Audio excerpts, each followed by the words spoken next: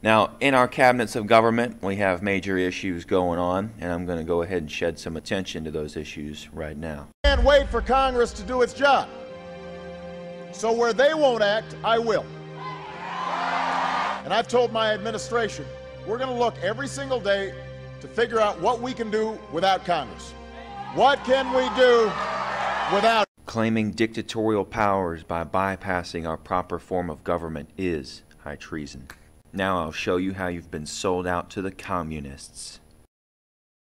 The affirmative task we have now is to actually create a new world order, because the global order is changing again. And the institutions and rules that worked so well in the post-World War II era for decades, they need to be strengthened, and some have to be changed. So we have to do what we do best. We have to lead. We have to lead. We have to update the global rules of the road. We have to do it in a way that maximizes benefits for everyone, because obviously it's overwhelmingly in our interest. This is not a zero-sum game. It's overwhelmingly in our interest that China prosper, that Mongolia prosper. Now, this attack on our sovereignty and this complete sellout to communism has actually been going on for quite some time now. A little bit of homework for my viewers. Look up the 10 planks of communism and cross-compare all of that ideology with what is actually already taking place here in America. And you might be horrified to realize that we are pretty much already a communist society. Please keep in mind that millions of our troops have been asked to die fighting communism and terrorism combined. But throughout this video it becomes very clear that the top tiers of our government are in fact communist and terrorist in nature. So many of you are asking the obvious question: how is it even possible that such a large and vile elephant in the room could conceal itself from my understanding for any real period of time? Well, I'll tell you. Like most communist states, we are being fed a very orchestrated line of propaganda. I'll go ahead and show you a video clip of what it looks like when there's an interruption in the sequence of this propaganda feed. Thieves in Virginia, this is true, stole a truck containing President Obama's teleprompter. All right? And this has got a lot of news attention today. I've got to say, I was watching the president. I think he's doing just fine without his teleprompter. Take a look. Thank you. Well,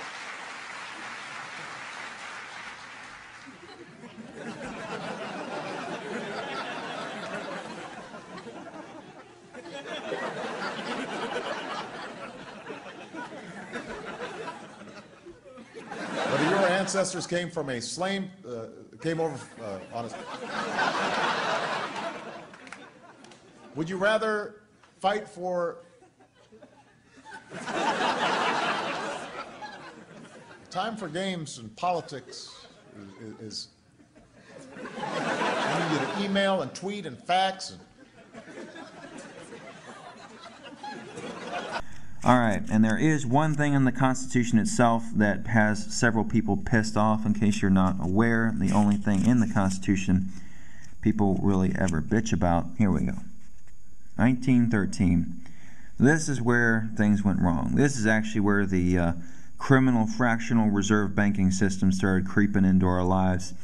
So, the Congress shall have the power to lay and collect taxes on incomes from whatever, next page, from whatever source derived, without appointment among the several states and without regard to any census or enumeration.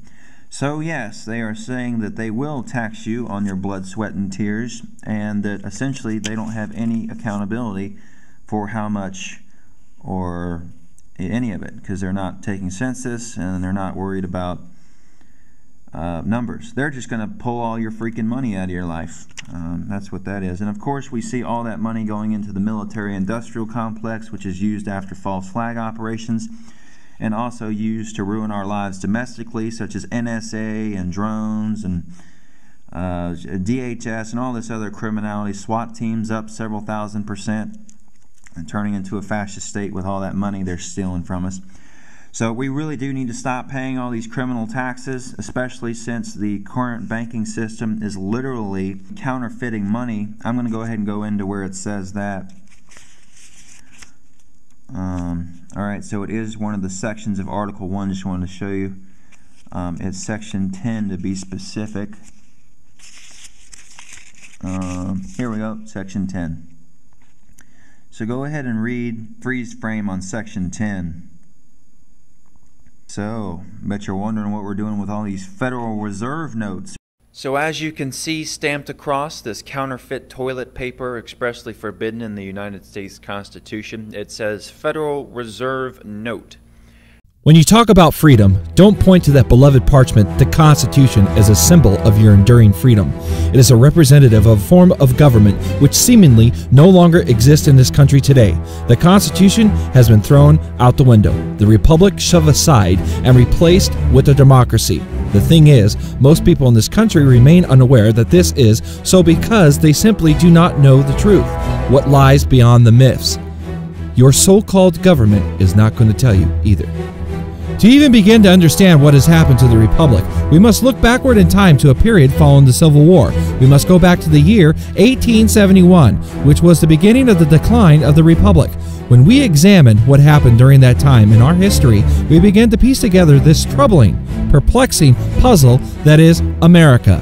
Only then should we answer as to whether we are indeed a free people or not.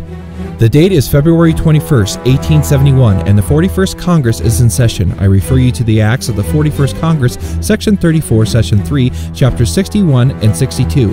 On this date in the history of our nation, Congress passed an act titled An Act to Provide a Government for the District of Columbia. This is also known as the Act of 1871. What does this mean? Well, it means that Congress, under no constitutional authority to do so, created a separate form of government for the District of Columbia, which is a 10 square mile parcel of land. The Act of 1871 was passed at a vulnerable time in America. Our nation was essentially bankrupt, weakened, and financially depleted in the aftermath of the Civil War. The Civil War itself was nothing more than a calculated front for some petty fancy footwork by corporate backroom players. It was a strategic maneuver by European interests, the international bankers, who were intent upon gaining a stronghold on the neck and the coffers of America. The Congress realized our country was in dire financial straits, so they cut a deal with the international bankers.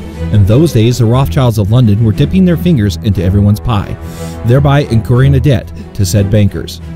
If you think about banks, we know they do not just lend us money out of the goodness of their hearts. A bank will not do anything for you unless it is entirely in their best interest to do so.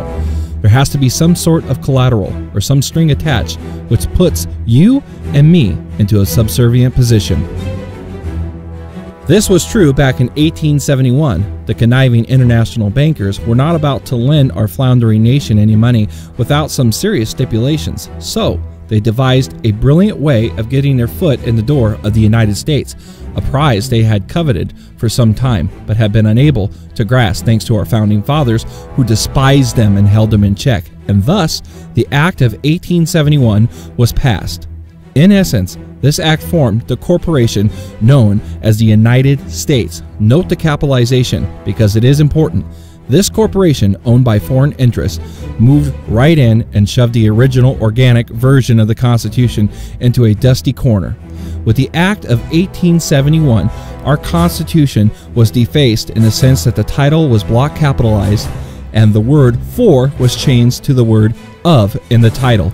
The original Constitution drafted by the Founding Fathers was written in this manner: the Constitution for the United States of America. The altered version reads, the Constitution of the United States of America.